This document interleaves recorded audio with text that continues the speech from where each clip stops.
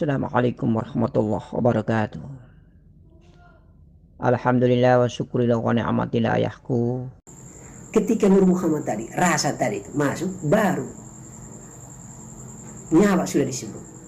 Nah, sekarang kenapa Nur Muhammad masuk baru ada kehidupan? Nur Muhammad punya peranan itu ada dua. Dia kasih penerangan begini, terang begini. Dia juga membuat kita sadar yang ini apa, yang ini apa, yang ini apa. Jadi ada dua peranannya itu, memberikan penerangan, cahaya, juga memberikan kesadaran, sadar kita. Jadi tidak semua yang kita lihat kita sadar itu, paham ya?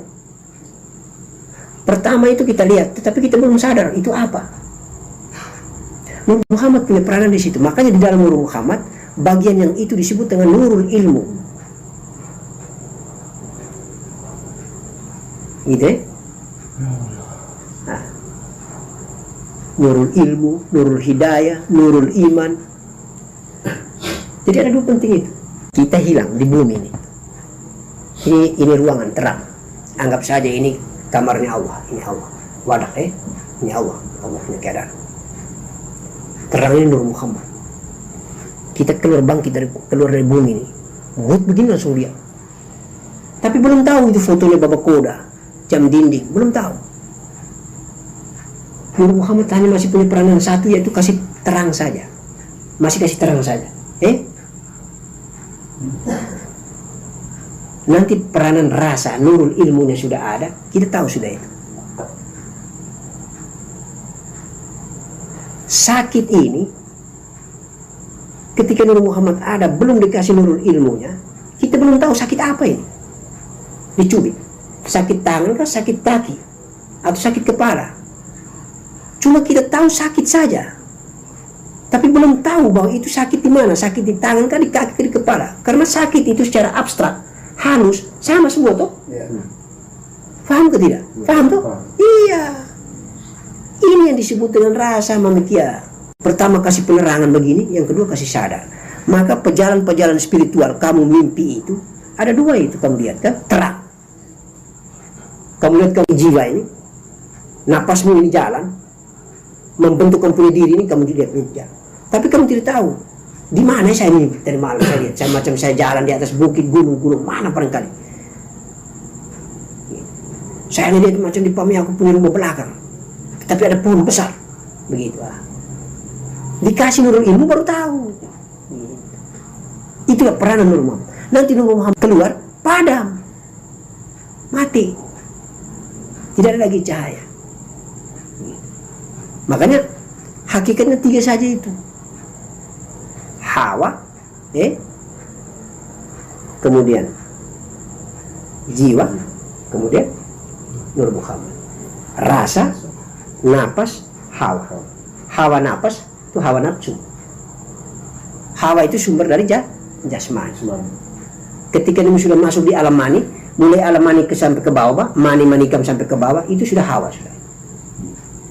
Makanya kita meninggal, insya Allah sampai orang marifat apapun, dia kasih tinggalkan hawa, dia kasih tinggalkan setetes mani. Dia tidak bawa pergi, dia bawa pergi hanya perangkat-perangkat malakut saja. Mulai dari api, angin, air, tanah ke atas sudah itu dibawa. Paham baik? Jadi napas yang di dalamnya profil api, angin, air, tanah itu ada unsur itu dibawa ke sana. Dia tidak bawa dengan mani. Mani itu unsur api, angin, air, tanah. Hawa dari api, angin, air, tanah bersumber dari makanan tadi. Saripati tadi bersumber dari makanan. Bumi ini, dia ini yang bikin kau serakah harta, rakus makan, rakus jabatan, rakus pangkat, iri hati dengan orang ini. Tapi kalau dia dibersihkan dan disucikan dengan baik, dia menjadi nafsu yang mutmain. Mani yang ma'rifat. Paham ya? Yang penting intinya kamu sudah tahu itu. Muhammad itu rasa, jiwa itu nafas. Kemudian kumpulan daripada setetes mani itu bentuknya di darah. Api, angin, air, tanah yang ada di jasmani itu nanti mentoknya di darah. kemudian jiwa mentoknya di napas, Nur Muhammad di rasa. Jadi hanya 3 itu saja. Yang gaib itu adalah rasa dengan napas, yang jasad yang berbentuk materi adalah darah. Maka jagalah darahmu baik-baik dengan zikrullah, cuci darahmu baik-baik dengan zikrullah, maka bersihlah suci darahmu. Jagalah dan bersihkanlah suci jiwamu dengan nafas, zikir nafas, sholat doim, sholat yang tidak pernah kenal waktu. Darah ini yang membuat daging indera ini. Kita sholat syariat biasa takbir salam ini sholat untuk daging kita, sholat untuk indera zahir ini, jasmani daging ini. Sholat untuk membersihkan darah ini. Darah hasil makanan ini, makan minum ini. Darah ini membuat kita nafsu tidur, mengantuk, ya toh?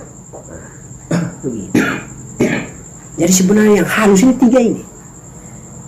Rasa, napas, darah. Rasa dengan napas gaib, darah itu nyata. Itu saja yang kita jaga. Darah itu kalau lebih banyak urusan dunia hawa, kasih bersih hawa, darah mantap, darah bersih. Maka Nur Muhammad peluk, bawa pulang ma'rifat kita. Jadi saya pikir sudah mengerti Marjan? Insya Allah begitu. Nyawa itu kalau sudah baku campur, Nur Muhammad dengan jiwa atau rasa dengan napas ini sudah baku duduk, baku peluk, itu baru namanya nyawa. Begitu. Tapi kalau masih pisah-pisah ya lain-lain. Ini dari berpisah baru bercampur, bukan dari sononya langsung bercampur. Mereka semua ini adalah wujudnya Allah. Jadi Allah itu mewujudkan dirinya Nur Muhammad, kemudian mewujudkan dirinya menjadi jiwa, tubuh halus. Bahasa kita daerah tubuh halus. Lalu mewujudkan lagi menjadi tubuh kasar. Begitu sederhana bisa di kampus. Maka ilmu ini juga perlu supaya paham, tafakur, renung, supaya kita bisa renung. Oh, ternyata rasa, nafas, bermain di sekitar itu saja. Kalau mulai di jasmani, bermain di sekitar darah saja. Di bagian kepala ini urusannya ini, titik terakhir ini. Karena memang datangnya pertama itu memang di kepala nih, otak, mata, telinga, hidung. Orang meninggal juga begitu, mulut tenganga tertutup, hidungnya kita periksa ini, yang halus yang kasar, mana yang duluan? Yang pergi kasar duluan atau yang halus duluan? Makanya orang mati itu tuntun dengan jari. Setiap yang bernafas itu menemukan maut, orang lupa. Kita yang hidup ini saja lupa. Lupa membuat dia ini beribadah kepada Allah. Lupa. Sekarang saya mau tanya kamu Kiam, kau duduk main catur itu hampir 5 jam. Lebih bermanfaat atau daripada kau duduk merenung kemudian kau bermain zikir nafas? Yang kau main catur 5 jam sia-sia. Coba 5 jam baru kau bermain, manfaatkan. Duduk sendiri baru bermain, nafi isbat, keluar masuk. Ini yang tidak perlu diperhitungkan. Orang membuat hitung dagang dengan Allah. Lebih banyak berbuat yang tidak berguna di hadapan Allah daripada yang berguna. Beda dengan orang macam Bab Nudin misalnya. Dengan kecapaiannya dia angkat kelapa bongkar, angkat kelapa bongkar. Itu ibadah. Itu ibadah zahir. Karena sudah lebih banyak kita manusia di muka bumi, lupa dengan napas kita yang keluar masuk. Lupa dengan ibadah hakiki. Lupa dengan ibadahnya para ahli tasawuf. Lupa dengan ibadahnya para wali-wali Allah. Terima ilmu mati bukan dengan kata-kata. Ilmu mati itu kita terima dalam keadaan tidak berwujud, Pak. Melakoni. Bukan dengan kalimat dan kata-kata. Kalau hanya dengan kalimat kata-kata dan tanda kematian, dalam masih alam sadar. Tapi Allah mati bah, sudah hilang semua bah. Tidak sadar semua. Kamu yang tua-tua ini, sudah berapa waktu kamu gunakan kamu punya napas beribadah kepada Allah? Kamu lebih sia-siakan kamu punya napas.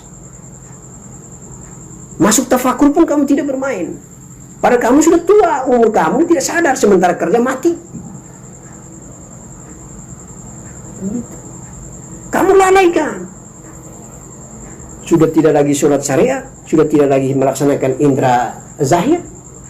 Ibadah batin pun kamu tidak pernah. Ibadah batin kamu hanya pikir, zikir, tafakur, bukan hakiki itu bernapas sih.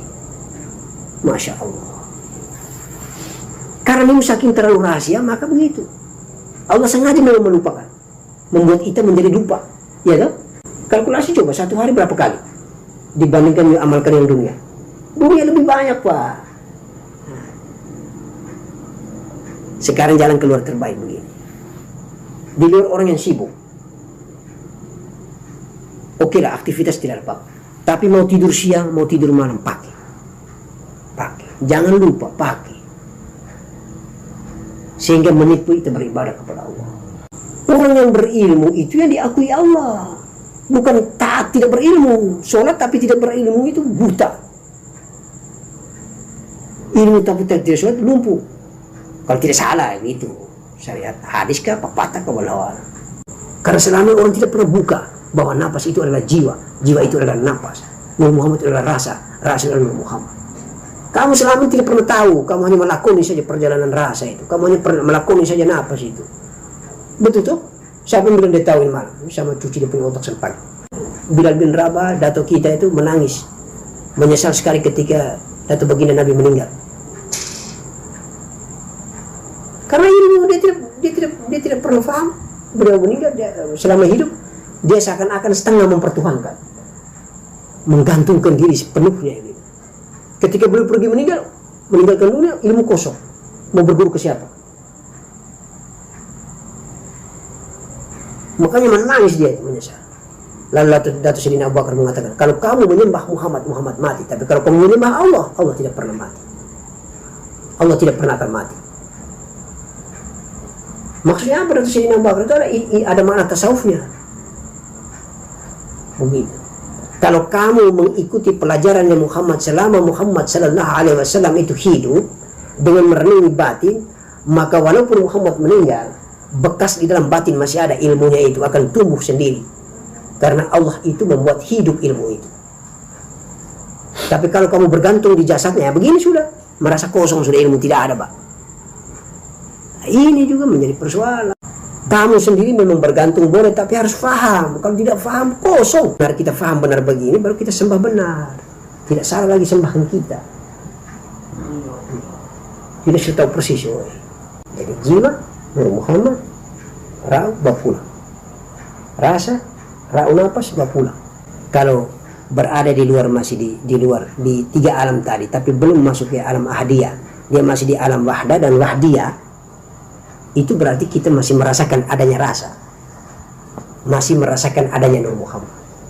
Tapi kalau ditenggelam di dalam zatnya Allah, di ahadiyah itu, yang kita punya bahasa di istilah pengajian kita, wahdaniyah itu wahdah, paling tinggi dari segala yang tinggi sudah itu sudah tidak lagi mengenal dan mengetahui adanya rasa, tidak lagi merasakan adanya rasa. Setinggi-tingginya ma'rifat. Allah keluar berwujud Nur Muhammad, Nur Muhammad menjadi tubuh halus menjadi tubuh kasar. Itu saja. Tubuh halus itu apa? Nafas. Tubuh kasar dari luar ini, jasmani ini. Gitu. Tubuh halus kalau tidak ada rasa, tidak ada Nur Muhammad, tidak hidup. Tubuh halus dengan tubuh halus atau nafas itu gabung dengan Nur Muhammad atau rasa, baru nama nyawa. Itu saja. Begitu. Oke. Mungkin masih ada yang bingung, tanya. Silakan. Di atas berarti tidak adanya rasa. Tidak merasakan adanya rasa. Ma'rifat tetapi dia tidak merasakan adanya rasa. Mati benaran, mati suri. Begitu. Antara mati suri dan mati benaran. Begitu. Tapi kalau di sini mati tabi'i, mati hisi. Ma'rifat macam pamannya bertemu dirinya itu, tetapi merasakan adanya rasa, merasakan penglihatan itu ada. Itu berarti kasarnya yang bertemu Allah di alam qalbi. Begitu. Faham? Kita tidur itu di kemana? Hilang. Yang dijaga oleh para malaikat. Kalau tidak dijaga oleh para malaikat, turun ke bawah kasar setan, miping sembarang. Kalau ibadah turun, insya Allah dikawal oleh para malaikat, mimpi yang indah. alam gaib, alam jin, alam malakut, alam para wali, alam al-kausar asyariah, negeri Baitul Ma'mur, Baitul Aras, Baitul Kursi, indahnya jannah, indahnya surga, para bidadari yang cantik, dilihat semua. Begitu. Kalau di sini tidak ada hubungan dengan negeri malakut, hubungan dengan wahdatul wahdah.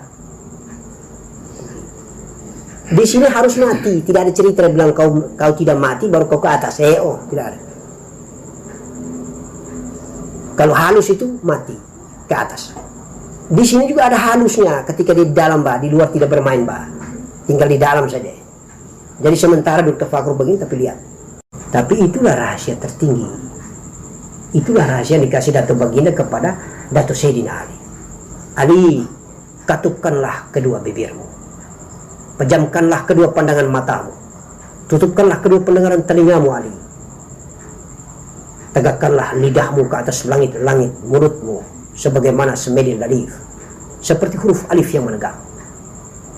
Matikan dan padamkan semua yang ada di dirimu. Yang ada cuma Allah, Allah, Allah. Maka fana, bako, wal bako. Fana di dalam zatnya Allah. Datuk kita Sayyidina Ali radhiyallahu anhu. Begitulah diajarkan cara bertafakur kepada Allah. Apa alat kendaraannya? Rahasia sholat adalah nafas. Rahasia nafas adalah rahasia sholat. Ahmad namanya. Assalamualaikum warahmatullahi wabarakatuh.